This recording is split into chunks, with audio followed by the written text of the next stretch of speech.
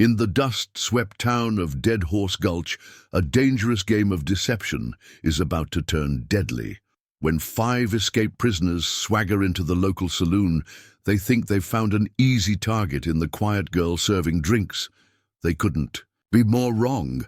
Rose McKenna isn't just another pretty face in a frontier town. For the past decade, she's been the most feared bounty hunter west of the Mississippi, with more dead or alive captures than any marshal in territorial history. They know her as the Ghost, a hunter so elusive most think she's just a legend. This isn't just another Western tale. This is the story of how 5 of the territory's most notorious outlaws learned that sometimes the deadliest predator is the one you never see coming. What follows is the account of how one woman would bring down an entire gang in a single night, using nothing but a saloon girl's smile and the ruthless skills that made her a legend. Before we jump back in, tell us where you're tuning in from, and if this story touches you, make sure you're subscribed, because tomorrow I've saved something extra special for you. The Dead Horse Saloon creaked with age, its weathered boards drinking in the last rays of the setting sun. Rose McKenna wiped down the bar with practiced efficiency, her movements deliberate and controlled. Every sweep of her cloth was a study, in precision, much like the way she cleaned her Remington at night, though none of the regulars knew about that particular habit. "Another round, Miss Rose." Old Tom Jenkins raised his empty glass, his grizzled face creased with a paternal smile. He was one of the few locals who treated her with genuine kindness rather than the usual mixture of desire and dismissal that saloon girls typically received. "Coming right up, Tom." Her voice was soft, carefully modulated to blend into the background like everything else about her carefully crafted persona. She poured the whiskey with a steady hand, her green eyes constantly moving, cataloguing details. Most would miss. 3 cowboys at the corner table, trail dust still fresh on their boots, gun belts worn but well-maintained. 2 miners by the window, pay pouches heavy from a recent strike. The piano player Jake, his fingers dancing across yellowed keys, while his eyes wandered where they shouldn't. Rose noted everything, filed it away with the same meticulous care she used when tracking bounties. Sheriff Mills pushed through the swinging doors, bringing with him the scent of sage and horse sweat. His eyes met Rose's briefly, a coded exchange they'd perfected over the past year. The slight tilt of his had told her what she needed to know. The prison break was confirmed. 5 dangerous men had escaped from Yuma Territorial Prison, leaving a trail of dead guards in their wake. "Evening, Miss Rose." Mills tipped his hat, settling into his usual spot at the bar's end. "Quiet day?" "As always, Sheriff." She placed a glass before him without being asked. Their conversations were always like this, seemingly casual, yet laden with meaning. Mills was one of only 2 people in Dead Horse Gulch who knew her true identity, and he'd proven himself a valuable ally. The saloon's owner, Martha Tully, emerged from the back room, her ample frame wrapped in faded silk that had seen better days. "Rose, honey, check the stock in the cellar before the evening rush." It wasn't really a request. Rose nodded, gathering her skirts as she headed for the stairs. The cellar was her domain, though not for the reasons Martha assumed. Behind the rows of whiskey barrels and beer kegs lay a hidden room where the Ghost kept her true possessions, weapons, wanted posters, disguises, and the tools of her real trade. As she descended the wooden steps, Rose reflected on how she'd ended up here. 10 years of hunting the territory's worst had taught her that the best blind spots were the ones people created themselves. No one looked too hard at a saloon girl. They saw what they wanted to see. Someone meek, someone serving, someone they could dismiss. It was the perfect cover for a woman who'd made her reputation by being invisible until the moment she struck.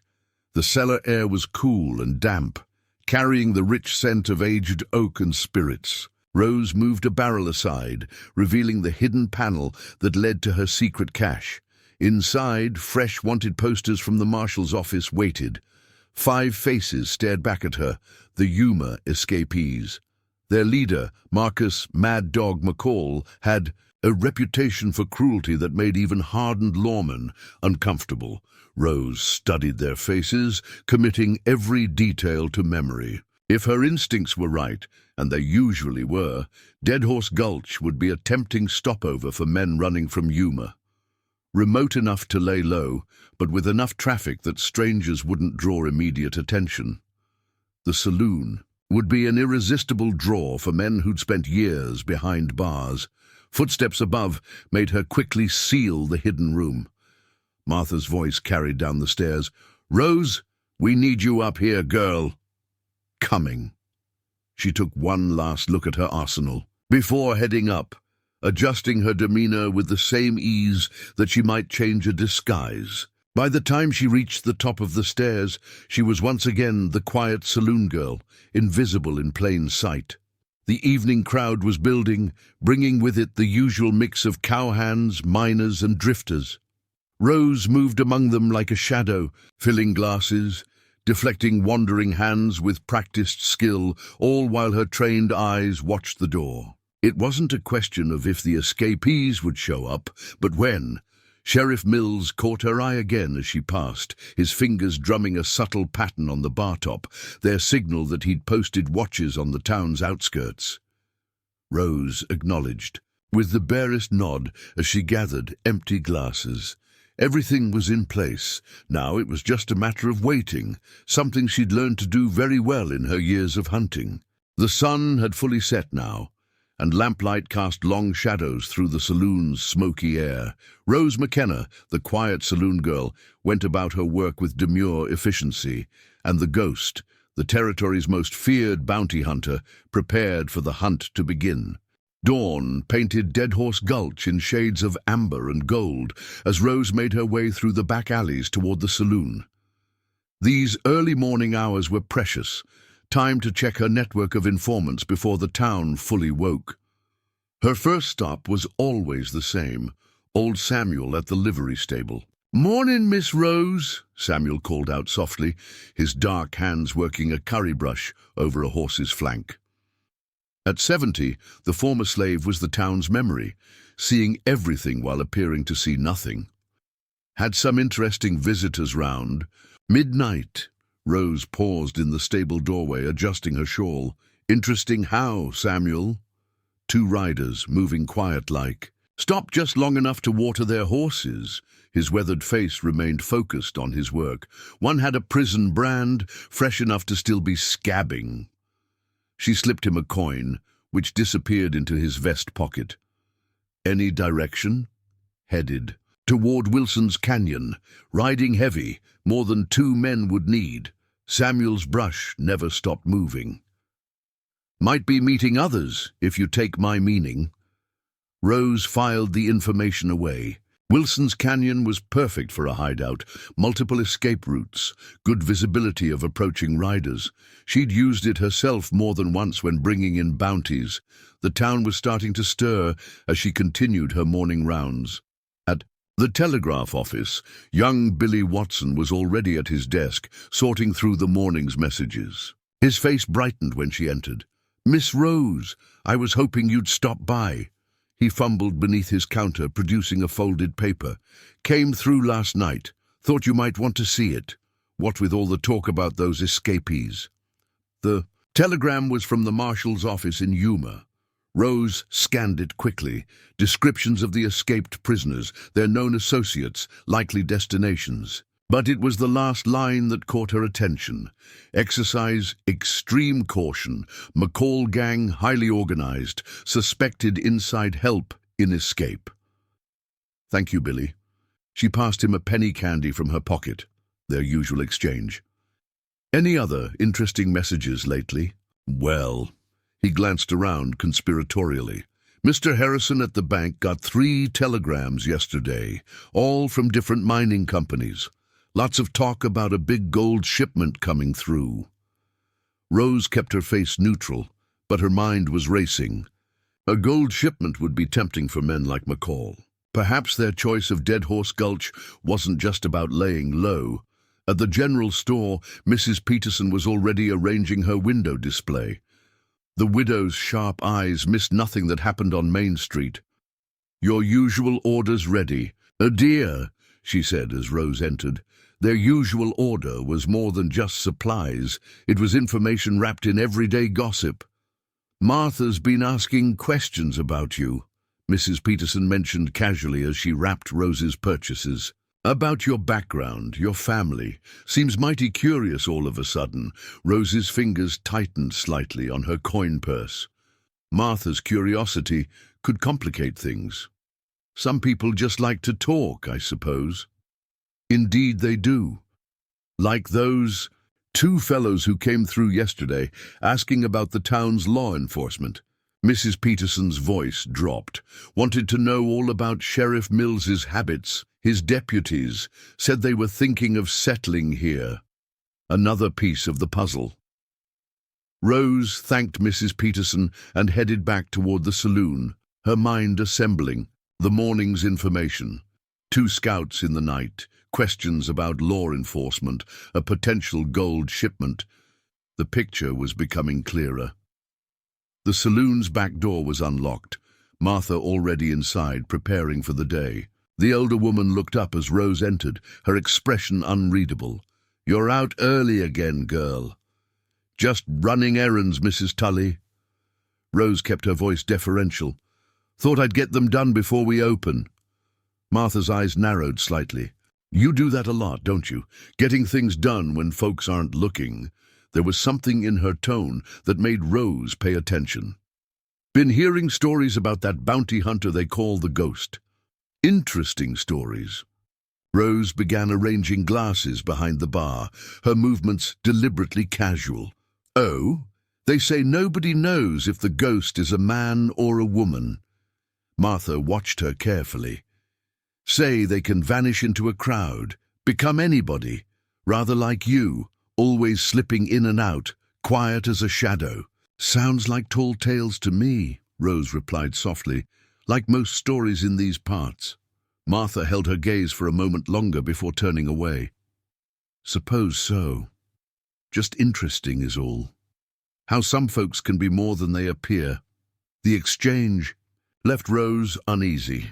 Martha was shrewd, too shrewd to ignore. She'd need to be more careful, especially with McCall's gang likely closing in. The morning's information had confirmed her suspicions. Something big was coming to Dead Horse Gulch. As she prepared the saloon for opening, Rose's mind worked through contingencies. Her carefully maintained cover was starting to show cracks, just when she needed it most.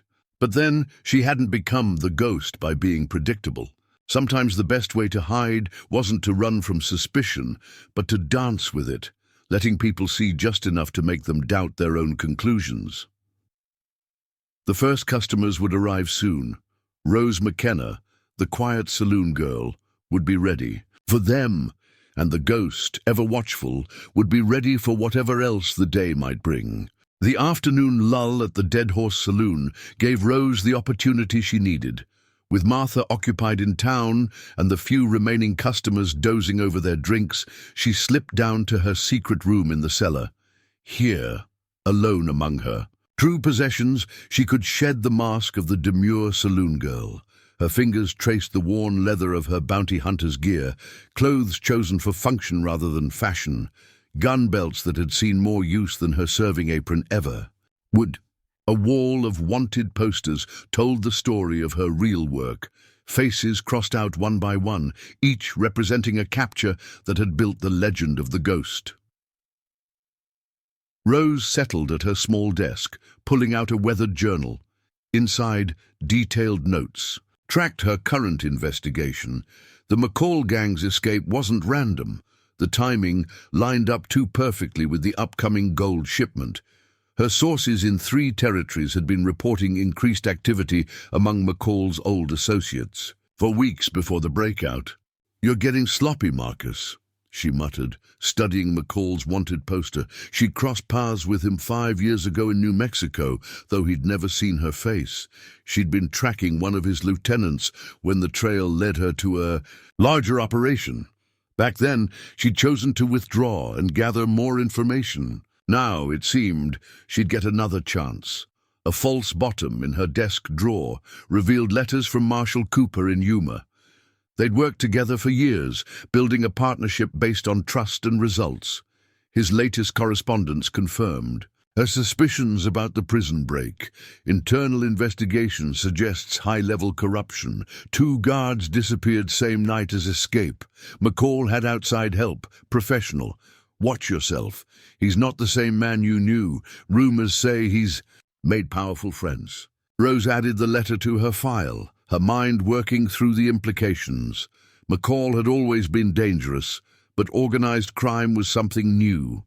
It suggested backing from bigger players, possibly reaching as far as San Francisco or even Chicago. She changed quickly into her riding clothes, keeping an ear out for movement above. This wasn't just about capturing escaped prisoners anymore.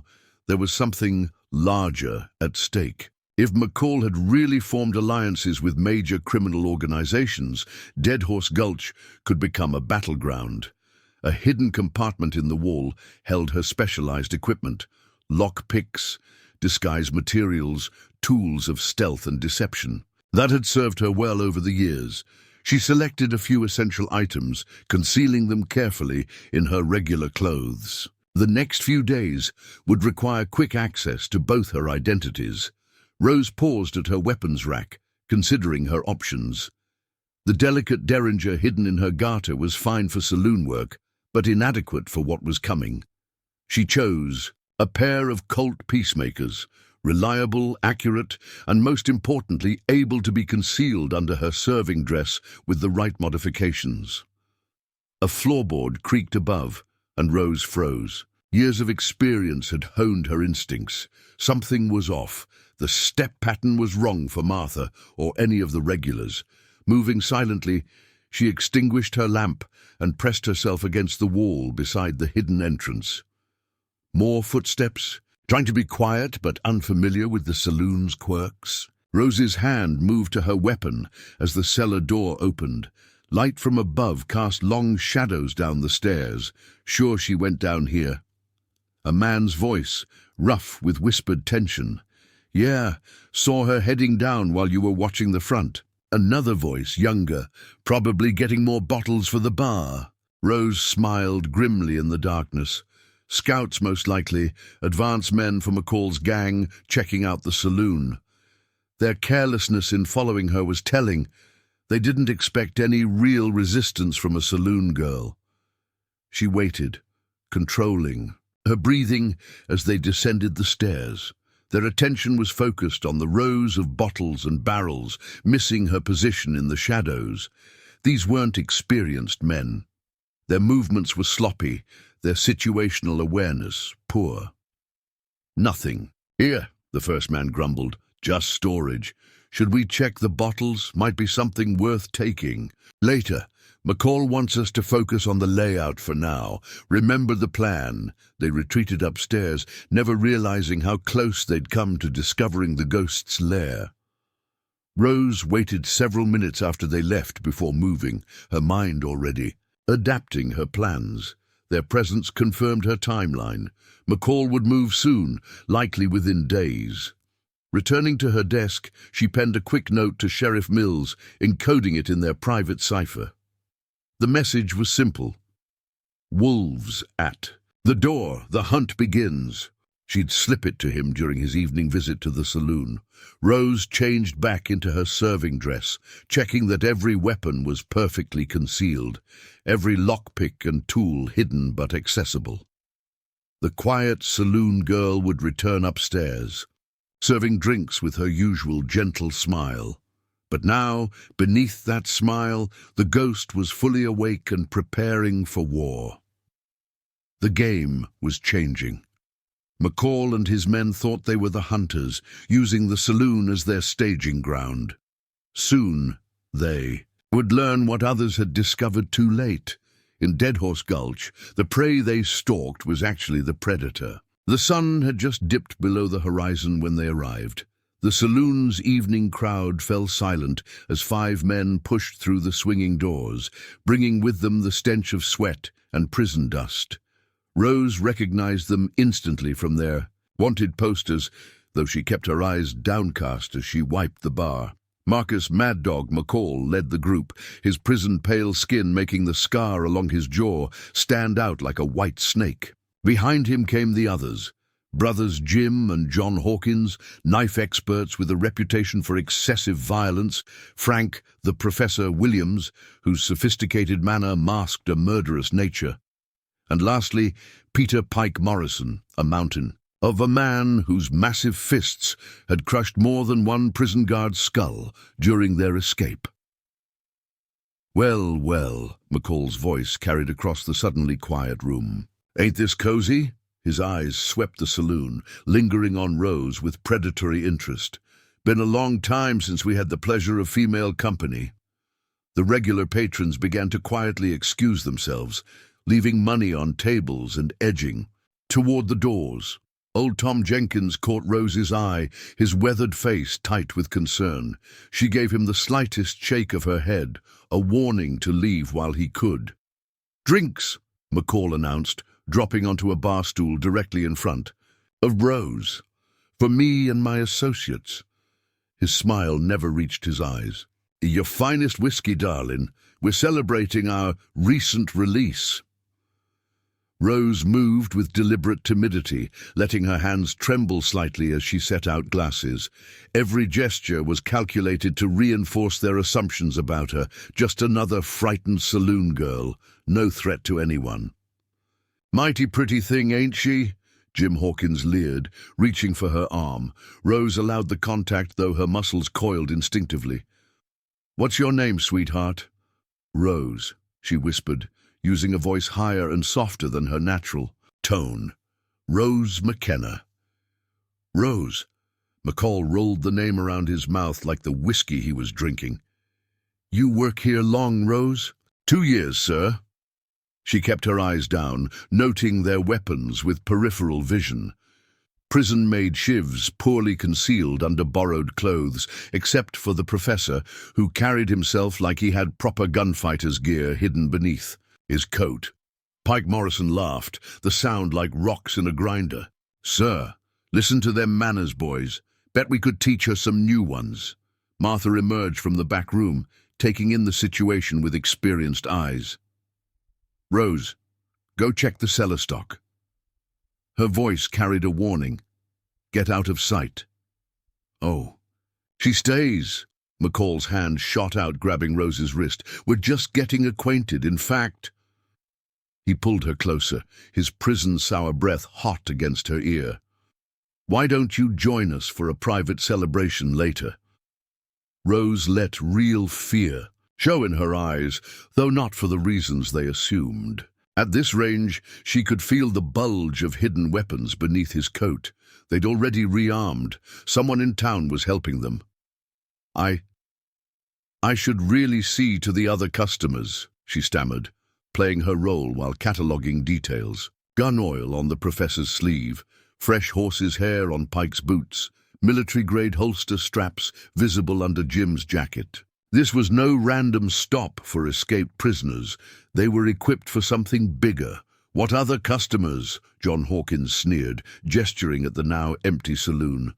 The last regular had slipped out moments ago, leaving only Martha watching. Helplessly, from behind the bar, McCall's grip tightened painfully on Rose's wrist.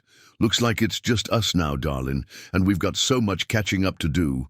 Rose allowed a single tear to roll down her cheek, her free hand trembling as she reached for the whiskey bottle. Every sign of weakness was a carefully crafted lie, every moment of fear a calculated performance. Let them think they had power. Let them think they were in control.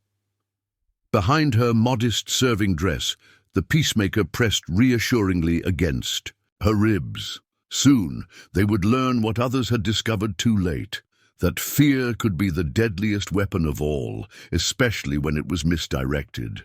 McCall's grip hadn't loosened, but Rose's mind was racing through scenarios with professional precision.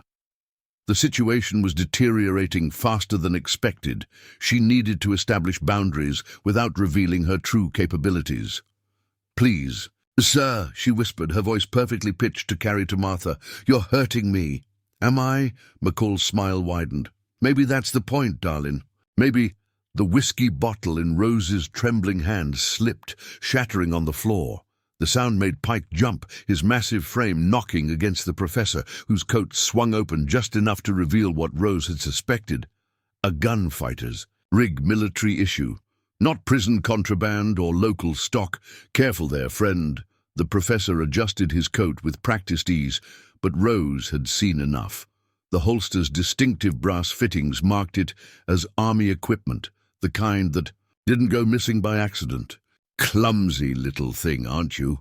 John Hawkins reached across the bar, his fingers heading for Rose's face. She calculated angles, knowing she could break 3 of his fingers before he realized what was happening. Instead, she let him stroke her cheek, though her skin crawled at the touch. I'll clean it up, she offered, trying to pull away from McCall's grip. His fingers tightened painfully, and for a moment, Rose saw a flash of the sadist from his wanted posters. The man who tortured 3 marshals to death during a bank robbery in '78. Jim. McCall nodded to the younger Hawkins brother. Check the cellar. Make sure we've got proper privacy for our celebration.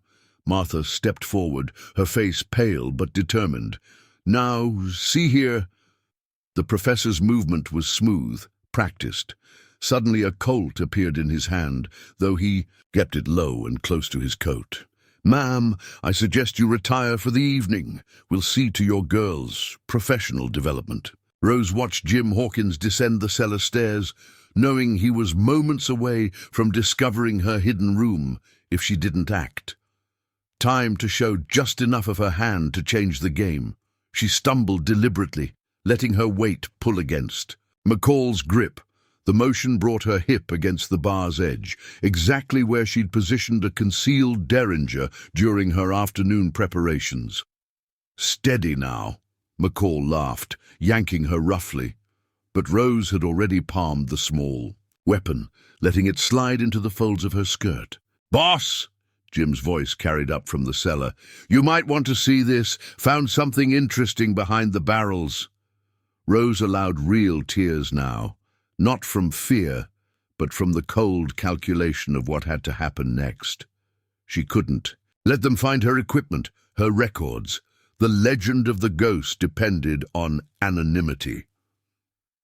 Well then, McCall stood, pulling her toward the cellar stairs.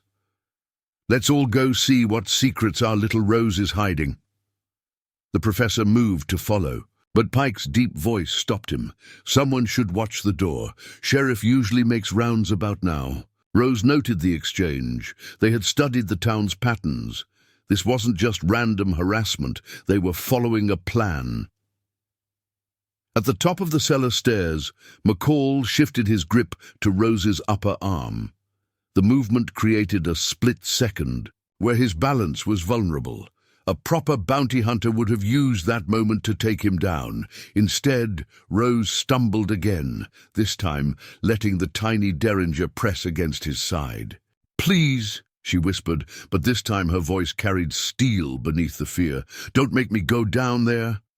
McCall stiffened, feeling the gun. His eyes narrowed as he reassessed her, but before he could react, horses' hooves thundered outside. Riders coming! Pike's warning carried urgency. Looks like the sheriff's patrol! The professor's gun disappeared as quickly as it had appeared. Marcus, we need to stick to the timeline. McCall's grip loosened, his eyes still locked on Rose's face. She let him see just a flicker of something behind her fear, enough to make him wonder, not enough to be sure. Later, he promised, his voice carrying both threat and intrigue. We've got time to solve all your mysteries, darling. As they retreated through the back door, Rose allowed herself a small, secret smile. The derringer had been empty, a calculated risk to plant the first seed of doubt. Let them wonder about the scared saloon girl with a hidden gun. It would make their eventual discovery of her true identity all the more devastating. After the saloon closed, Rose slipped through the shadows of Dead Horse Gulch like a ghost. The night belonged to her now, as it had for the past decade. Her simple dress was gone, replaced by dark riding clothes that let her move like smoke. Between buildings, 10 years of hunting the West's most dangerous criminals had taught her the value of darkness. Sheriff Mills waited in his office, lamp turned low. "Saw our friends made their appearance," he said, as Rose entered through the back window, their usual meeting spot. "Couldn't intervene without tipping our hand. They're planning something bigger than we thought." Rose pulled the professor's military holster sketch from her pocket. "Army issue, latest model. Someone's providing serious backing." Mills studied the drawing. "Military connection explains a few things. Had a telegram from Fort Gibson last week. Entire shipment of weapons. Went missing. Inside job, very professional." Rose paced the small office, her mind assembling pieces. The gold shipment's a target, but not their main objective. McCall's crew isn't usually this organized. Someone's pulling strings. Speaking of strings, Mills opened his desk drawer. "Got something you should see." He handed her a wanted poster. Not one of the escapees, but a face Rose knew all too well. "Colonel James Hartford," she breathed, memories flooding back. "He was Army intelligence before he went rogue. I tracked him 2 years ago after the Kansas City bank heist. But the trail went cold." "Not anymore." Mills tapped the poster. "Reports place him in San Francisco 3 weeks ago, meeting with railroad executives. Same executives handling the gold shipment security." Rose's hand unconsciously touched the scar on her shoulder, a souvenir from her last encounter with Hartford. "He's the one backing McCall. Military equipment, inside information, professional planning, it all fits." "There's more." Mills lowered his voice. "Remember that bounty you brought in last spring, the one who worked Hartford's crew?" "Jacob Pine," Rose nodded. "He talked about a major operation Hartford was planning. Something about changing the whole game out west. Pine was found dead in his cell yesterday, throat cut clean. Professional job." Rose's eyes narrowed. "Hartford's cleaning house. Whatever he's planning, it's happening now." She moved to the window, watching moonlight paint silver edges on the town's buildings. Her mind slipped back 10 years, to the night she'd first become the ghost. She'd been young then, naive, working as a scout for the marshal's service. The assignment had gone bad. 3 marshals dead. Her partner betrayed by someone high up in the government. She'd learned then that some predators wore badges and that justice sometimes required working in shadows. "They almost found my cash. Today," she told Mills, "had to show a little steel to keep them out of the cellar." "Risky. McCall's no fool." "No, but he's arrogant. Men like him see what they expect to see." Rose smiled grimly. "Right now they're seeing a scared saloon girl with a tiny gun. Let them wonder about that. It'll make them sloppy trying to figure me out." Mills nodded slowly. "What's your play?" "Hartford's the key. He doesn't make moves without multiple layers of planning. The gold shipment, the weapons, they're just pieces of something bigger." Rose's voice carried the cold certainty that had made her legend. "I need to get inside their operation. They'll be watching the saloon now after that gunplay." "Good." Rose checked her weapons. Proper ones now, not just the small derringer she'd shown McCall. Let them watch, let them think they're the hunters. Every hour they spend trying to intimidate a saloon girl is an hour I can use to dismantle their operation. She detailed her plan to Mills. It was dangerous, walking the line between prey and predator, but it was the kind of dangerous she'd specialized in for years. The ghost hadn't earned her reputation by kicking down doors or calling men out into the street. She'd earned it by being the shadow they never saw coming, the threat they never recognized until it was too late. "Be careful," Mills warned as she prepared to leave. "Hartford's not like the others you've hunted. Man's got ice in his veins and friends in high places." Rose paused at the window, moonlight silvering her profile. "So did the last 3 men. Who underestimated me. Their bounties paid just the same." She smiled, but it wasn't the demure expression her saloon customers knew. This was the smile that had made hardened killers wake screaming in their cells. Time to remind these gentlemen why they call me the Ghost. Dawn found Rose in her element, moving through Wilson's Canyon like a shadow. She'd tracked the gang's trail from Samuel's information, noting how their horseshoes had been deliberately modified to mislead, another sign of Hartford's influence. Amateur trackers would follow the false trail east. Rose followed the subtle signs they'd tried to hide. The gang's hideout was exactly where she'd expected. An abandoned mining shaft high in the canyon walls, defensible, multiple escape routes, and easy to watch approaching visitors. From her hidden observation point, Rose counted at least 3 armed guards positioned among the rocks. Professional work, military-style rotations. "Getting sloppy, Hartford," she whispered, noting how the guards favored their right sides, army cavalry training showing through. Her field glasses revealed fresh supplies, including crates with military markings. They weren't just hiding. They were preparing for something big. Movement at the cave entrance caught her attention. The professor emerged, engaged in intense discussion with a well-dressed stranger. Rose's breath caught. She recognized that straight-backed military bearing, Colonel Hartford himself, looking exactly as he had 2 years ago in Kansas City. The scar she'd left across his cheek was still visible. Their conversation seemed heated, Hartford gesturing at a map while the professor shook his head. Rose was too far to read lips, but their body language told enough. Something wasn't going according to plan. Back in town, the Dead Horse Saloon was just opening for the day. Martha watched Rose suspiciously as she emerged from the cellar. No doubt wondering about yesterday's events, felt safer sleeping down there. Rose offered meekly, maintaining her cover. "After those men," Martha's face softened slightly. "Can't blame you for that. But girl, we need to talk about that gun they say you had." Rose let her shoulders slump, eyes downcast. "My pa insisted I carry it before he died. For protection. I've never even fired it." "Good morning, ladies." The professor's cultured voice cut through their conversation. He stood in the doorway, now dressed in an expensive suit that would have looked at home in San Francisco's finest establishments. "I trust we're ready for business." Martha stiffened but nodded. "We're open." "Excellent." He settled at the bar, positioning himself to watch both the room and the street. "Miss Rose, if you would." He gestured at the whiskey bottle. Rose played her role perfectly, letting her hands tremble slightly as she poured. The professor watched her with calculated interest, but his attention kept straying to the street outside. He was waiting for something.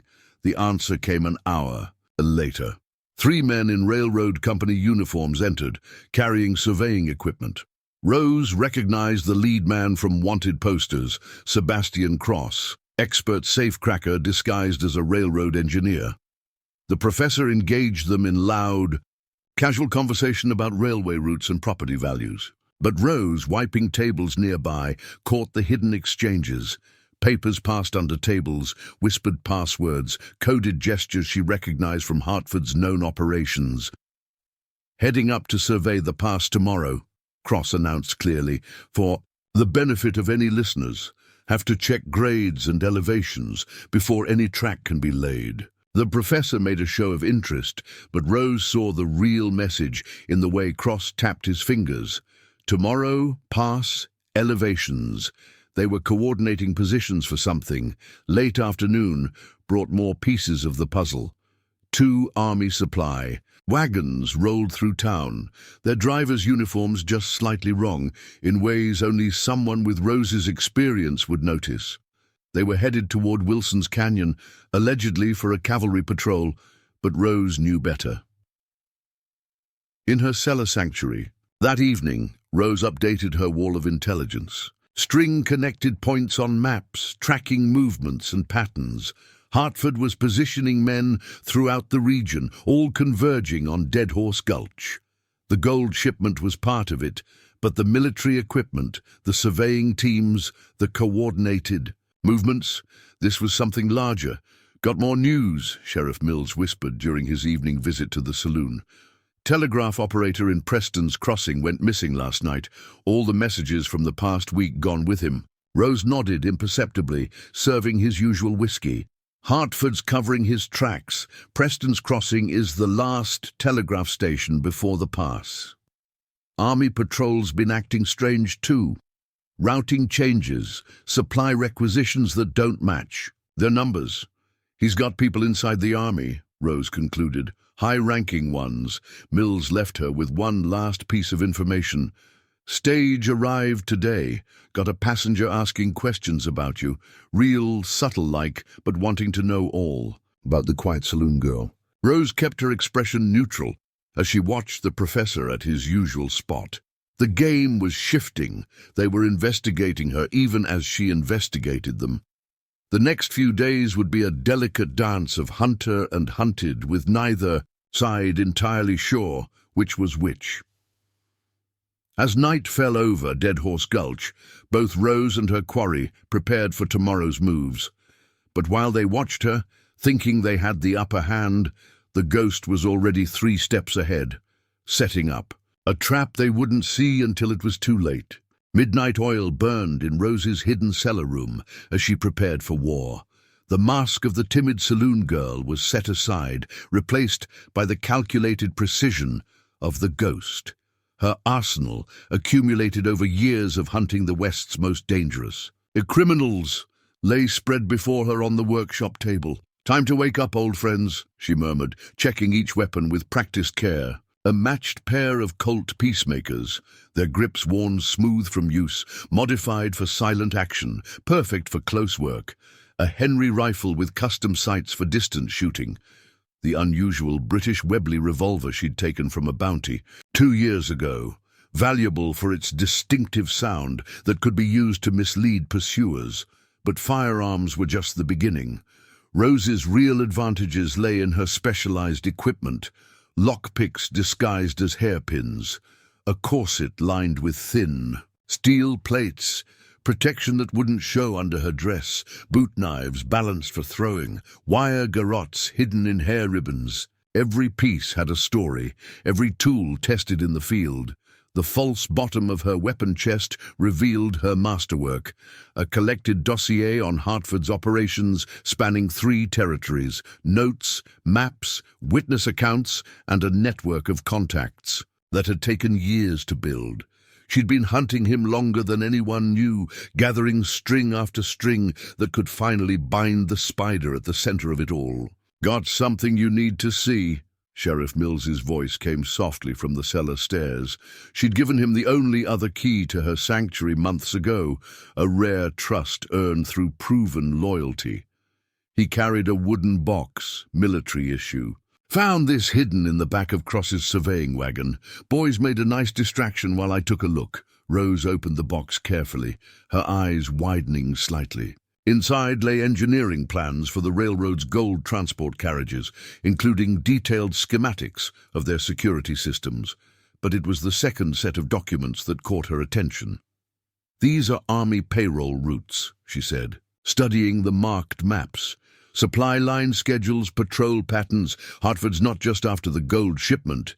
He's planning to cripple military operations across the whole territory, taking out communications, controlling the passes, hitting supply lines." Mills nodded. "Man's planning an empire, not just a heist." Rose's mind raced through implications. The gold's their war chest. With that much capital and the army temporarily paralyzed, Hartford could establish control over the entire region before reinforcements arrive. She moved to her planning wall, adding new strings to connect pieces of intelligence. That's why he needs McCall's crew. They're not just muscle, they're experienced train robbers. The professor's tactical knowledge, the Hawkins brothers' explosives experience, Pike's raw power. Hartford's building a private army. Question is, Mills watched her work, how does one bounty hunter stop an army? Rose smiled, the dangerous smile that never appeared on the saloon girl's face. She opened a hidden panel in the wall, revealing her most specialized equipment. The same way the ghost always works, not with force, but with fear. She removed items one by one, explaining her plan. Flash bombs designed to disorient without killing, smoke capsules that could fill a train car in seconds, tiny glass vials of concentrated liquor that could incapacitate a man with one breath. Hartford's men are professionals, but they're used to fighting regular opponents. They've never faced someone who can appear and disappear at will, strike from impossible angles, turn their own fear against them. Her fingers traced a peculiar device, a small mechanical contraption of her own design. This attaches to a train's undercarriage. When triggered, it mimics the sound of breaking coupling pins, makes men jump from moving trains when nothing's actually wrong. Mills shook his head in amazement. You've been planning this for a long time. Hartford's been my white whale, Rose admitted. 2 years ago in Kansas City, I got close, had him in my sights. Her hand unconsciously touched the scar on her shoulder. He was better prepared than I expected. This time will be different. She began selecting equipment, arranging it for quick access. Some pieces would be hidden around the saloon, others in caches along likely escape routes. The Ghost's true power wasn't in weapons, but in preparation. They'll make their move soon, she said, checking the mechanism on a compact grappling hook. The gold shipment leaves Denver in 2 days. Hartford will want his pieces in position. Before then? And the saloon girl? Mills asked. How long can you maintain that cover? Rose's expression turned predatory. Just long enough to let them think they have me cornered. Sometimes the best trap is letting your enemy think they're springing their own. She closed the arsenal's hidden panel, each weapon and tool now assigned its role in the coming operation. The timid saloon girl would return upstairs, serving drinks with trembling hands. But now, hidden throughout the Dead Horse saloon, the Ghost's instruments of justice waited silently for their moment to strike. The Dead Horse saloon grew crowded as evening approached, filled with both its regular patrons and Hartford's men, poorly disguised as railroad workers and travelers. Rose moved among them like a shadow, playing her role while listening to every whispered conversation, noting every concealed weapon and coded exchange. McCall sat at his usual corner table, watching her with predatory interest. His men had taken to surrounding her whenever possible, creating a gauntlet of unwanted touches and whispered threats she had to navigate while maintaining her frightened facade. Another bottle, darling, McCall called out, his smile cruel. And this time, try not to drop it. Rose approached their table, feeling the weight of her hidden Webley revolver against her ribs. One quick draw and she could end this now, but that would spoil the larger hunt. Instead, she let her hands shake as she poured, spilling a few drops. Careful there. The professor caught her wrist, his grip expertly placed to cause pain without leaving marks. We wouldn't want any accidents. No, sir, she whispered, noting how his sleeve rode up to reveal fresh ink on his wrist, numbers and letters in a military code she recognized from Hartford's previous operations. Another piece of intelligence gathered. Pike's massive form suddenly blocked her retreat. Think it's time we had that private celebration we talked about. His breath stank of cheap whiskey, but his eyes were cold and calculatingly sober. I need to serve other customers, Rose stammered, letting real tears form.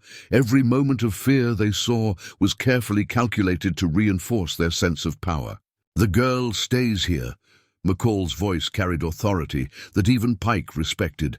We've got business to discuss, and I want to make sure she hears every word.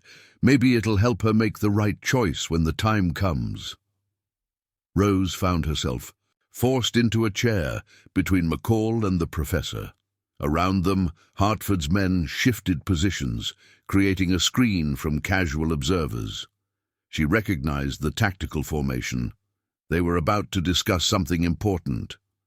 Tomorrow's a big day, McCall said conversationally, but his eyes never left Rose's face. Lots of changes coming to Dead Horse Gulch. Shame if anything happened to that pretty face of yours during all the excitement. I don't understand. Rose whispered, while her trained mind catalogued every detail. Tomorrow. The gold shipment wasn't due for another day, which meant, "Oh, I think you do." The professor's cultured voice carried an edge of steel.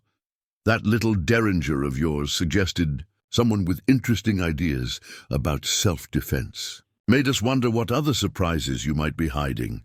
Jim Hawkins leaned forward, flashing the knife he constantly toyed with. "Boss thinks you might be more than just a scared little barmaid." "Me? I think we should find out right now." Patience. McCall's command stopped Jim's advance. "Let's give our friend time to consider her position. By this time tomorrow, a lot of people in this town are going to wish they'd chosen their loyalties more carefully." Rose let tears fall, her body trembling, a perfect performance of terror that concealed her racing mind. Their conversation confirmed her suspicions. Hartford was moving before the gold shipment arrived, using its approach as misdirection for something bigger. "Please," she begged, her voice cracking perfectly. "I'm just a saloon girl. I don't want any trouble." "Trouble's already here, darling." McCall traced a finger down her cheek, and Rose forced herself not to break his hand. "Question is, are you smart enough to stay out of its way?" Martha appeared at the table, her face tight with concern. "Rose, I need help in the cellar." "She stays." McCall's voice was flat. "She works for me." Martha stood her ground, showing unexpected spine. "And I need her now." The standoff lasted several heartbeats before McCall smiled coldly. "Of course. Business is business. But hurry back, Rose. We've got so much more to discuss." Rose stumbled away from the table, maintaining her frightened demeanor until she reached the cellar stairs. Only then did she allow herself a small, dangerous smile. Their attempts to intimidate her had revealed more than they knew. Tomorrow's timing, Hartford's misdirection strategy, and most importantly, their growing suspicion about her true nature. Let them suspect, she thought, descending into her hidden sanctuary. Let them waste time watching the scared saloon girl while the ghost prepared to strike. By the time they realized their mistake, it would be far too late. Rose's night was far from over. After her confrontation with McCall's gang, she slipped through Dead Horse Gulch's moonlit streets, tracking Hartford's men as they moved supplies and positioned lookouts. Each group she observed revealed another piece of tomorrow's plan. The railroad office had become their temporary headquarters, its windows glowing well past midnight. Through her field glasses, Rose watched the professor meet with Hartford himself, their gestures suggesting disagreement. More interesting was the parade of visitors. Army officers, telegraph operators, even the bank manager, all arriving separately but clearly part of the same conspiracy. "Quite a gathering," Sheriff Mills whispered, joining her in the shadows. "Hartford's got half the territory's officials in his pocket." "More than half," Rose replied, noting another arrival. "That's Judge Morrison from Carson City. He's the one who signed McCall's gang's original prison commitments. Corrupt judge explains the easy breakout." Mills handed her a telegram he'd intercepted. "They're shutting down rail service tomorrow. Track maintenance, supposedly." Rose studied the message, adding it to her mental map. Isolating the town. No trains means no quick communication with the outside world. She paused, catching movement near the bank. "They're moving now. 3 men, carrying survey equipment." But these weren't Cross's surveyors. Rose recognized their practiced movements. Demolitions experts, probably planning to breach the bank's walls during tomorrow's operation. Hartford was coordinating multiple strikes simultaneously. "Need to get back," she said, checking her timepiece. "McCall's men will be watching for me." The saloon was still busy when she returned through the back door, quickly resuming her role as the frightened barmaid.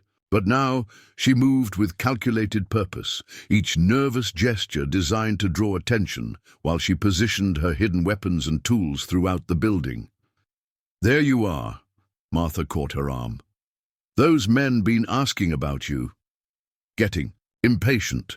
Rose let her fear show, though not for the reasons Martha assumed. Did they say what they wanted? "Nothing good, girl." Martha's face showed genuine concern.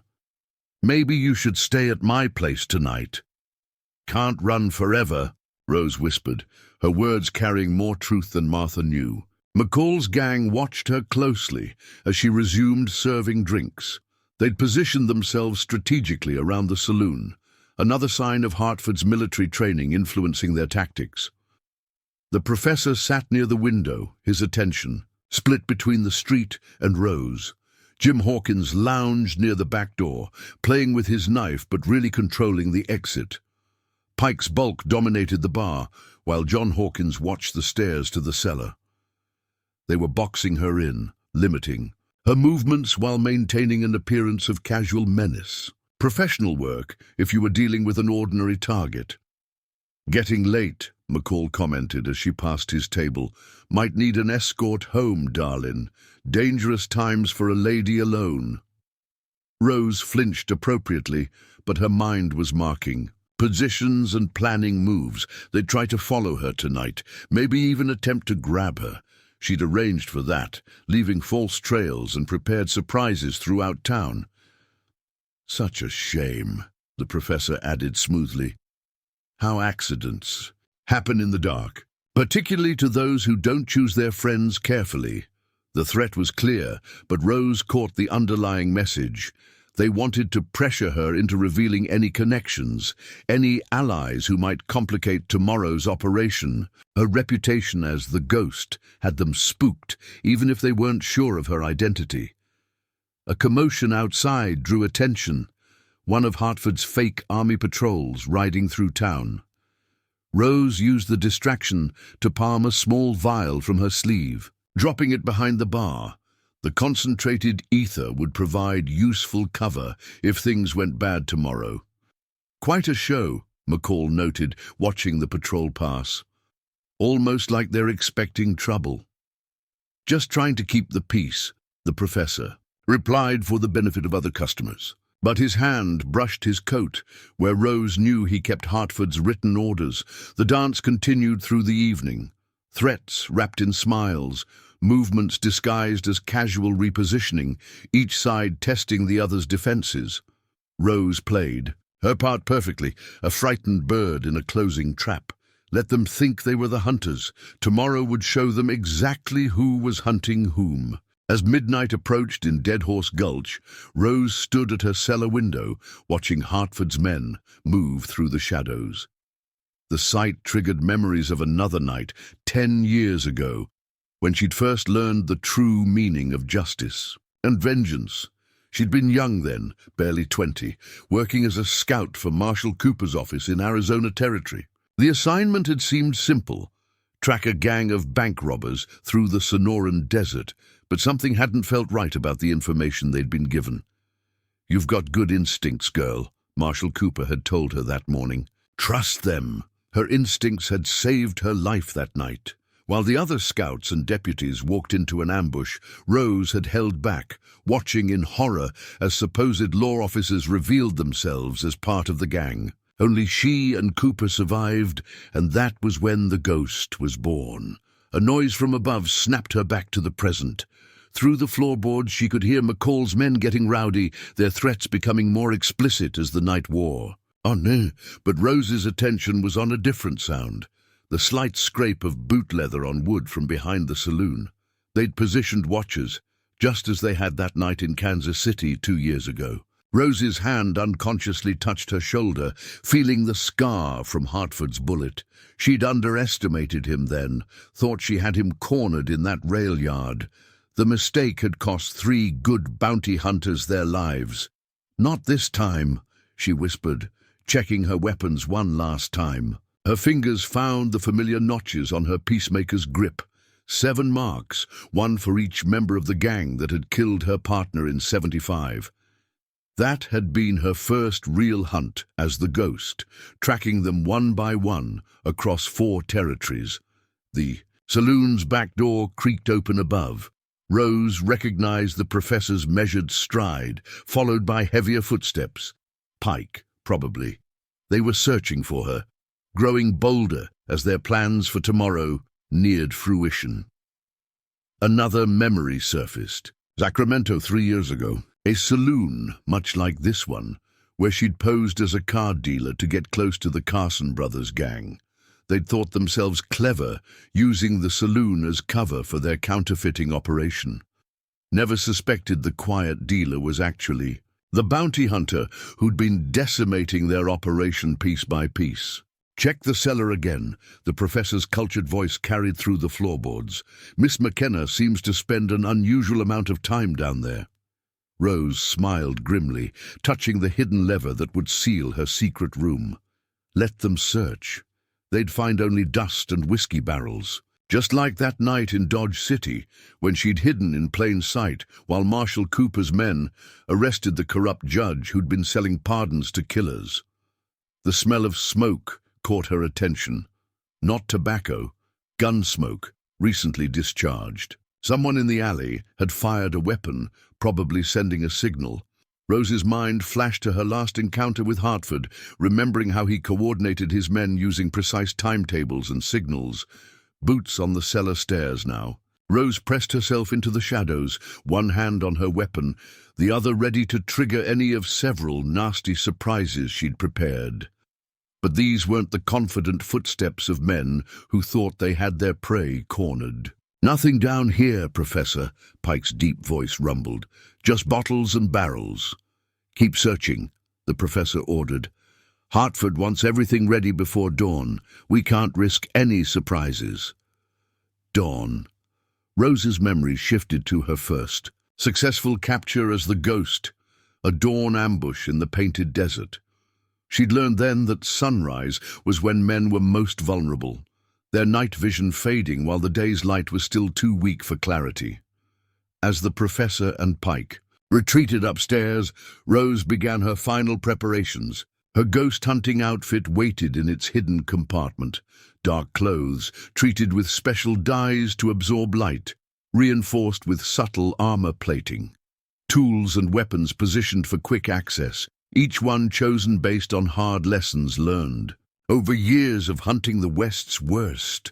Still predictable, Hartford," she murmured, remembering his patterns from their last encounter.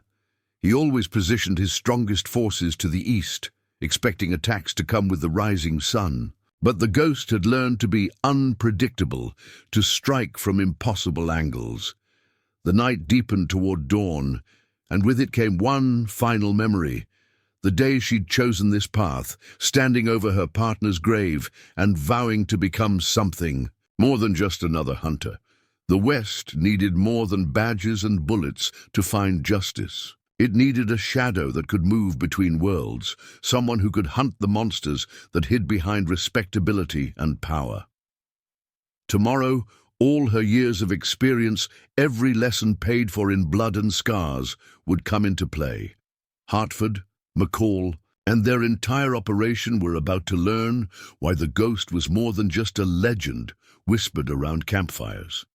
They were about to learn that sometimes the deadliest predator is the one you've already dismissed as prey. The first light of dawn hadn't yet touched Dead Horse Gulch when everything changed. Rose was serving early morning coffee to McCall's gang, maintaining her nervous demeanor, when Hartford himself walked through the saloon doors.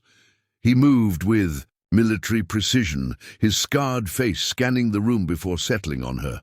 "Well," he said softly, "this is an unexpected pleasure." Something in his tone made Rose's spine stiffen. Their eyes met, and in that moment she knew he'd figured it out. "Colonel," she responded, dropping the timid saloon girl's voice entirely. No point maintaining the facade now. The change in her bearing was instant and dramatic. Her shoulders straightened, her stance shifted to a fighter's balance, and her eyes took on the cold calculation that had made hardened killers surrender rather than face the Ghost. "I must admit," Hartford stepped further into the room, his men moving to cover the exits. "This was masterfully done. We've been hunting the Ghost for 2 years, and here you were, serving us drinks." McCall's chair scraped back as he stood, his face darkening with rage. "The Ghost. This little is the bounty hunter who's killed or captured more outlaws than any marshal in the territory," Hartford cut him off. The shadow that's been dismantling my operations piece by piece. The hunter that gave me this. He touched the scar on his cheek. The professor's hand moved toward his gun, but Rose's voice stopped him. I wouldn't. Your holster's been tampered with. The release catch is blocked. Very easy to do while serving drinks, if you know how. He tested it subtly, finding his gun indeed trapped in its holster. Several other men discovered similar sabotage to their weapons, creating a ripple of unease through the room. Impressive, Hartford nodded. But surely you realize you're outnumbered, outgunned and out of options. Rose smiled, the dangerous smile that had never appeared on the saloon girl's face. Am I? Check your ammunition, gentlemen. Anyone who reloaded at that gun shop across the street might be disappointed. Amazing what you can do with sawdust and a little wax. More nervous movements, as men realized their vulnerable position. Rose had spent months preparing this moment, subtly sabotaging their equipment, poisoning their confidence, and setting up the perfect trap. The ghost, McCall spat the words. All this time, playing the scared little barmaid. You'll do nothing. Hartford's command cracked like a whip. She wants us unsettled, arguing among ourselves. This is what she does, creates chaos, turns predator against predator, but not this time. He smiled coldly. This time we have something she didn't expect. The sound of multiple hammers cocking filled the room as Martha emerged from the back, holding a rifle on Rose. With her came 3 more supposed townspeople, all Hartford's agents, all with weapons ready. Your reputation for preparation is well earned, Hartford continued. But I've been preparing too. Ever since Kansas City, I've had people watching every town that matched your preferred hunting grounds, waiting for the ghost to materialize. Rose's expression didn't change, though her mind raced through options. She'd known Hartford would have contingencies, but the depth of his infiltration was impressive. Now then, Hartford moved closer, his satisfaction evident. Let's discuss what happens next. I believe you have some equipment hidden in that cellar that I'd very much like to examine. And then we'll have a long conversation about every operation of mine you've interfered with. The tension in the room was palpable as predator faced predator, each measuring the other's resolve. The scared saloon girl was gone completely, replaced by something far more dangerous, but even the ghost couldn't fight a room full of armed men, or could she? Rose's slight smile suggested she knew something they didn't. Interesting theory, Colonel, she said softly. Care to test it? Hartford's men had formed a tight circle around Rose, their weapons trained on her with professional discipline. But something in her confident stance made them uneasy. The ghost's reputation wasn't built on direct confrontation. She was known for turning situations to her advantage in unexpected ways. Search her, Hartford ordered. The professor stepped forward, his movements cautious despite their apparent advantage. Carefully, Rose advised with a cold smile. That Derringer incident wasn't my only preparation for this moment. The professor hesitated, remembering how she'd managed to hide that small gun despite their previous search. Who knew what other surprises she had concealed, boss? Pike called from near the window. Riders coming, army patrol, looks like. Hartford's eyes narrowed. Right on schedule. My men, not yours, I assume. Want to bet your operation on that assumption? Rose's voice carried just enough doubt to make him pause. The ghost was known for turning authorities against their corrupt counterparts. McCall, still burning with rage at being deceived, grabbed Rose's arm. Enough games. Get down to that cellar and... The next few seconds happened so fast that later accounts would differ. Rose's arm twisted in a way that shouldn't have been possible. There was a flash of steel that hadn't been visible a moment before, and suddenly McCall was on his knees, a thin wire garrote pressed against his throat. That's not how this works, Rose said calmly, using McCall as a shield while keeping Hartford's men at bay. You've studied my methods, Colonel. You know I never walk into a situation without multiple contingencies. As if to emphasize her point, a series of explosions rocked the town. Small charges placed at strategic points over months of preparation. Not enough to do real damage, but the chaos they created was instant. Horses panicked, men shouted, and the carefully coordinated military precision of Hartford's operation began to fray. Impressive. Hartford remained calm, though his eyes showed concern. But ultimately futile. Even the ghost can't fight an entire army. Fight it? Rose laughed softly. Colonel, I've spent months becoming part of it. How many of your men have I served drinks to? How many have talked freely around the quiet saloon girl? How many have revealed their real loyalties without realizing it?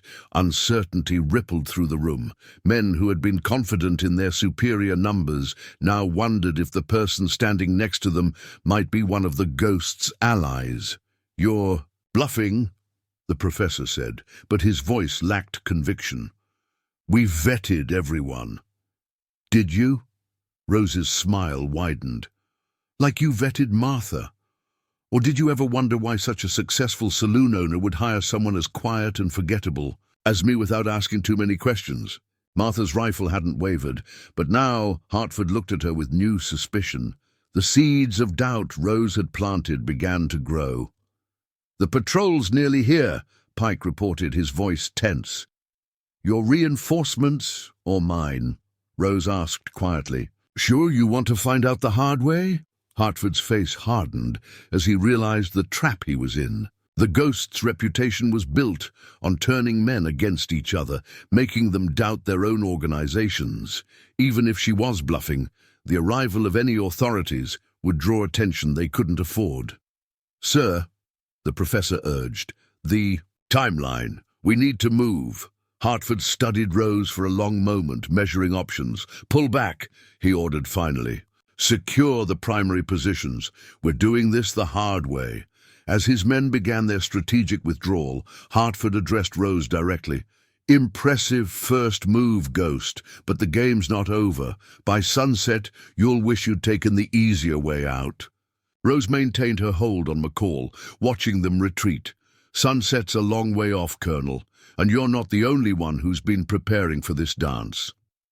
Only when the last of Hartford's men had gone did Rose release McCall, disappearing into the chaos of the explosion's aftermath before he could retaliate. Let them think they were regrouping to hunt her.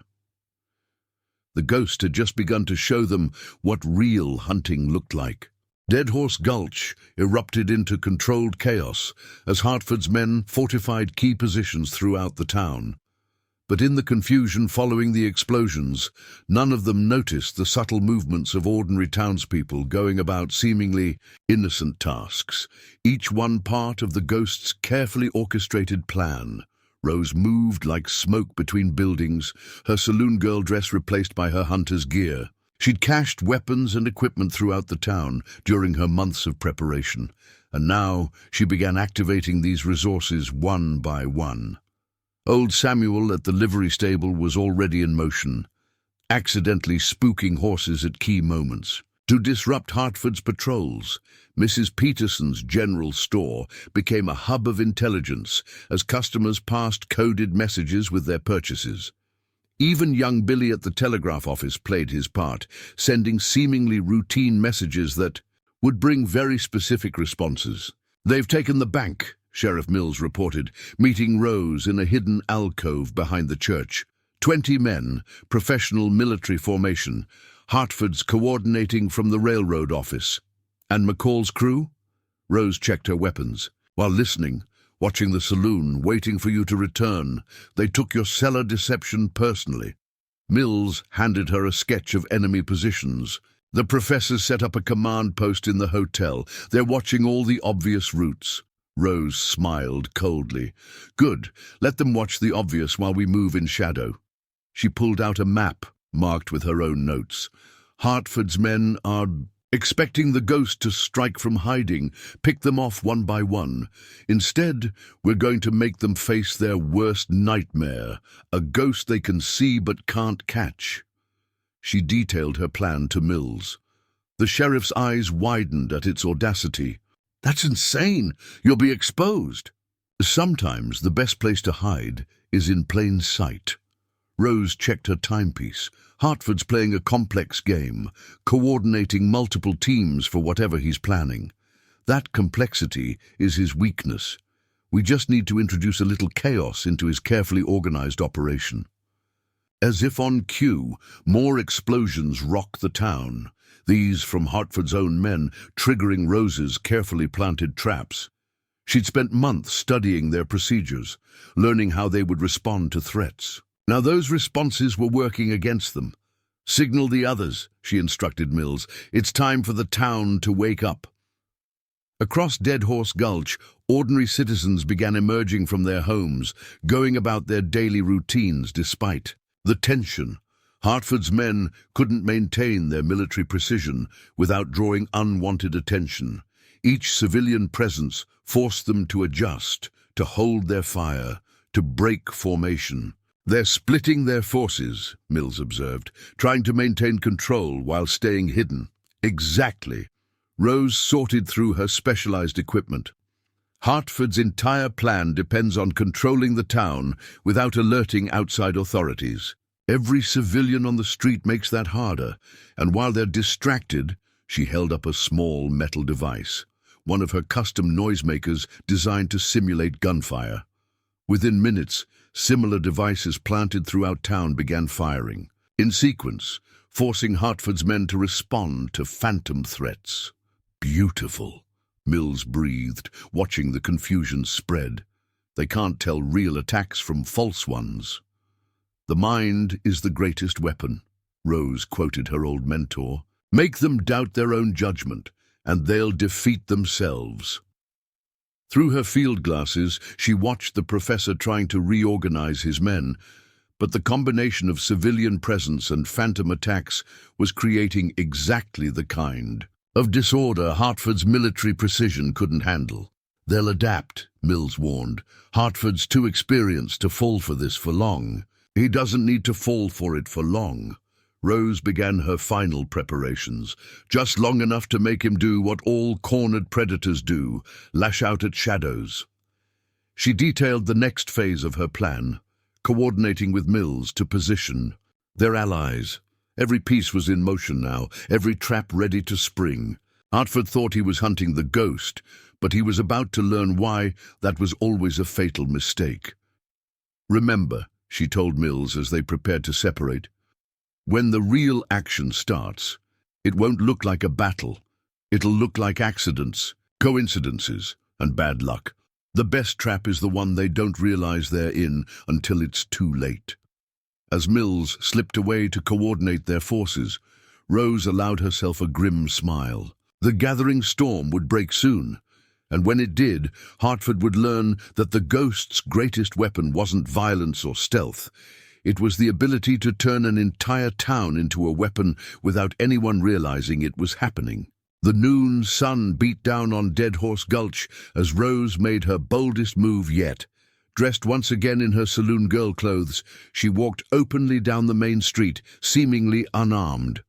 Hartford's men watched from their positions, guns ready but unable to act without drawing unwanted attention from the townspeople going about their business. "Brave move, Ghost," the professor's voice carried from the hotel's shadowed doorway. "Or foolish." "Just serving lunch," Rose replied sweetly, holding up her basket. "Unless you're planning to shoot an unarmed woman in front of all these witnesses." The professor's face tightened. They both knew she was baiting them, but refusing the challenge would make them look weak to the watching townspeople. More importantly, it would make them look uncertain to their own men. "Search her," he ordered. Two of Hartford's soldiers approached, cautiously, their military bearing at odds with their civilian disguises. Rose submitted to the search with demure patience, knowing they'd find nothing. Her real weapons weren't the kind they could detect. They were in the minds of every civilian watching, in the uncertainty growing among Hartford's men, in the way McCall's gang was growing increasingly paranoid about which townspeople might be her allies. "She's clean," one soldier reported, though his tone suggested he didn't believe it. "Of course I am," Rose smiled innocently. "Now, about lunch." The professor had no choice but to let her proceed. Stopping her would only confirm to the watching town that something was wrong. But as she walked away, she heard him dispatch men to follow her, exactly as she'd planned. Inside the saloon, McCall's gang waited with barely contained rage. Their earlier humiliation burned hot, making them dangerous but careless. Pike's massive hands clenched as she entered, while the Hawkins brothers fingered their weapons. "Brought lunch," Rose announced cheerfully, setting down her basket. "Though I imagine you gentlemen might be losing your appetite, what with all the excitement." "Sit down," McCall ordered, his voice deadly quiet. "Let's have a friendly chat about keeping secrets." Rose sat, arranging her skirts carefully. Through the window, she noted Hartford's men taking up observation positions. "Perfect. No more secrets," she said, opening her basket. The food inside was genuine, though none of them would touch it now. "In fact, let's talk about your secret. The one Colonel Hartford's been keeping from you." That caught their attention. The professor, who'd followed her inside, shifted uncomfortably. "See, I've had months to study this operation," Rose continued conversationally. "Months to notice interesting details. Like how Hartford's men always position themselves where they can watch you as much as the town, or how they've kept you away from certain meetings." "She's trying to divide us," the professor warned, but doubt had already crept into McCall's eyes. "Am I? Ask yourself. Why would a man like Hartford break you out of prison when he has trained military men at his disposal? Unless—" She let the thought hang. McCall's face darkened. "Unless what? Unless he needs someone disposable, someone to take the fall when things go wrong." Rose's voice carried just enough sympathy to make it sting. After all, who would believe escaped convicts weren't responsible for whatever's about to happen here? The tension in the room shifted. McCall's gang exchanged looks, remembering every small slight, every time Hartford's men had treated them as inferior. The seeds of discord Rose had planted over months began to bloom. "Boss, Jim," Hawkins spoke up, "she might have a point. Have you seen their equipment? Military issue, brand new, while we're using scraps." "Quiet," the professor commanded, but his authority had been undermined. The very precision of Hartford's operation was now working against him. The obvious difference between his professional soldiers and McCall's crew, too stark to ignore. "Just something to consider," Rose stood, smoothing her dress. "When the shooting starts, ask yourself, are you the hunters or the scapegoats?" She left them stewing in suspicion, knowing Hartford's men had overheard every word. By sunset, that conversation would reach the colonel, forcing him to either defend against her psychological warfare or deal with growing mistrust in his ranks. Outside, Rose gave a subtle signal to Samuel at the livery. The old man began preparing horses, escape routes she'd established months ago, though they weren't for her use. When Hartford's careful plan began to unravel, his men would need options. The Ghost's reputation wasn't built on killing, but on making dangerous men choose surrender over destruction. The pieces were all in place now.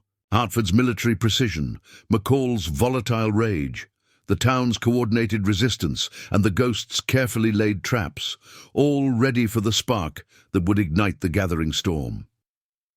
Rose checked her timepiece.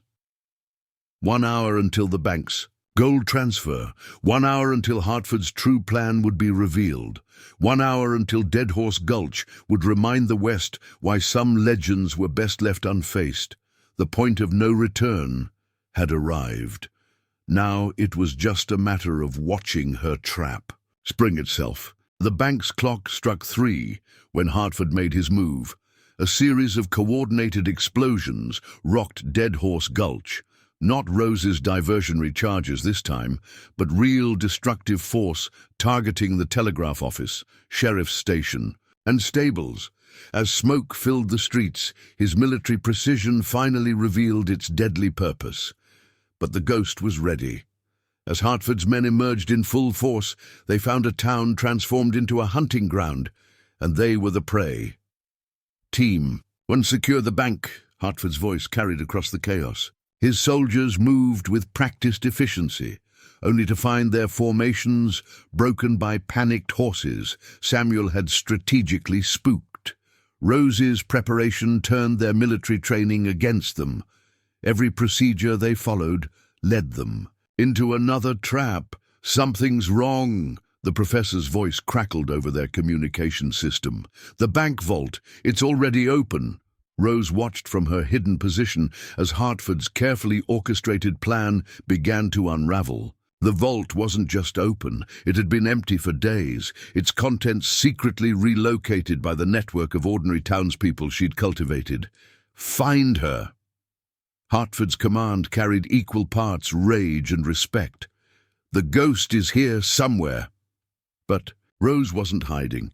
She walked calmly into the street, still wearing her saloon girl dress. Looking for something, Colonel? Hartford spun, his gun raising with military precision. Around them his men took aim while McCall's gang emerged from their positions, creating a circle of deadly intent. It's over, Ghost. Hartford scarred, face twisted in a smile. Even you can't fight an army. Fight it? Rose's laugh carried across the sudden silence. Colonel, your army's already defeated. They just don't know it yet. As if on cue, confusion erupted among Hartford's men. Their ammunition, secretly replaced by Rose's network, began misfiring. Communications failed as pre-planted devices scrambled their signals, and most devastating of all, their own military protocols turned into a trap. Sir, one of Hartford's lieutenants called out, "Army patrols approaching from 3 directions." "Impossible," Hartford snarled. "We control all the patrols." "Do you?" Rose's smile was deadly. "Or did you just think you did?" Amazing what a few correctly forged orders can do, especially when delivered by trusted couriers who've been working for me all along. The professor's analytical mind was the first to understand. The town, everyone in it, is part of my operation, Rose confirmed. Every clerk, every store owner, every supposed informant you cultivated, they've been feeding you exactly what I wanted you to know. Your own intelligence network became your weakness. Hartford's face showed a commander's recognition of complete tactical disaster. His men were scattered, their weapons compromised, and real army patrols were converging on their position, but he was too experienced to surrender easily. "Kill her," he ordered. "Kill her now!" Multiple guns turned toward Rose, but her smile never wavered. Before you pull those triggers, ask yourselves, who are you really working for? Uncertainty rippled through Hartford's men as weeks of carefully planted doubts surfaced. Rose had spent months having seemingly innocent conversations, dropping hints about double crosses and hidden allegiances. Now, in the moment of crisis, that psychological ammunition proved as effective as any bullet. "She's right," McCall stepped forward, his gang moving with him. "We've been set up. Hartford meant to sacrifice us all along." The street erupted into chaos as Hartford's carefully constructed alliance shattered. His own men, doubting their orders and each other, hesitated at the crucial moment. McCall's gang, convinced of betrayal, turned on their former allies. In the confusion, Rose moved like the ghost she was named for. Her hidden weapons appeared as if by magic, each shot precise and disabling rather than killing. She'd spent years building her reputation not on death, but on the ability to take down the most dangerous prey alive. "Impressive," Hartford's voice came from behind her. He'd used the chaos to circle around, his gun pressed to her back. "But not good enough." "That's where you're wrong, Colonel." Rose didn't even turn. "I'm exactly good enough." The trigger clicked on Hartford's empty gun. Rose had replaced his ammunition herself during one of her countless saloon servings. Before he could react, she spun with the fluid grace that had made her legend, her own weapons striking with precision. As Hartford fell, his own men surrounded by actual army patrols and his operation in shambles, Rose allowed herself a small smile. The ghost's greatest weapon had never been violence or stealth, but the ability to turn an entire town into a weapon without anyone realizing it was happening. The setting sun painted Dead Horse Gulch in shades of gold as army wagons carried away Hartford's captured men. The colonel himself sat in heavy irons, his military bearing finally broken by the comprehension of how completely he'd been outmaneuvered. McCall and his gang, having turned on Hartford in the final moment, found themselves facing lighter sentences in exchange for their testimony. Rose stood on the saloon's porch, once again dressed in her simple serving clothes. Around her, townspeople went about their business as if nothing extraordinary had happened, though now there was a new understanding in their eyes when they looked at her. "Quite a performance," Sheriff Mills joined her, watching the prisoners depart. "Months of preparation, an entire town recruited as your agents, and not a single death. The ghost's reputation grows." "The best victories are the ones that look like accidents," Rose replied softly, "or in this case, like an entire town simply deciding not to be victims." Martha emerged from the saloon, carrying Rose's hidden cache of ghost equipment. "Suppose you won't be needing these anymore, not here at least." "No," Rose agreed, taking the carefully packed gear. "My cover's blown. Time to move on, find another quiet town that needs a shadow to protect it." "You could." "Stay," Martha offered. "Dead Horse Gulch could use a protector we can see, not just a ghost." Rose shook her head, smiling. "The ghost works best when she's just a legend. Besides," she nodded toward the horizon, "there are other Hartfords out there, other towns needing someone who can turn their own strength against them." The professor, now in custody but treated with some respect for his final change of allegiance, called out as he passed. "How long did you know about Hartford's plan?" "From the first day you walked into my saloon," Rose answered. "Men like Hartford always mistake military precision for true strength. They never understand that the best weapon is the one they don't realize is being used against them." As the last wagon disappeared into the gathering dusk, Rose collected her few personal belongings. The ghost never stayed long in one place. Her power lay partly in her ability to vanish, to become nothing more than a story told around campfires. "Where will you go?" Mills asked as she mounted her horse. Rose smiled, the expression now carrying both the saloon girl's gentleness and the ghost's deadly competence. "Wherever there are predators who need hunting. The West is full of men like Hartford who think their power makes them untouchable. They never learn that sometimes the deadliest hunter is the one serving their drinks." With that, she rode out of Dead Horse Gulch, leaving behind a town that would remember how its quiet saloon girl had transformed into legend. But somewhere ahead, another town waited. Another saloon needed a seemingly harmless new girl. And another criminal empire was about to learn why they called her the Ghost.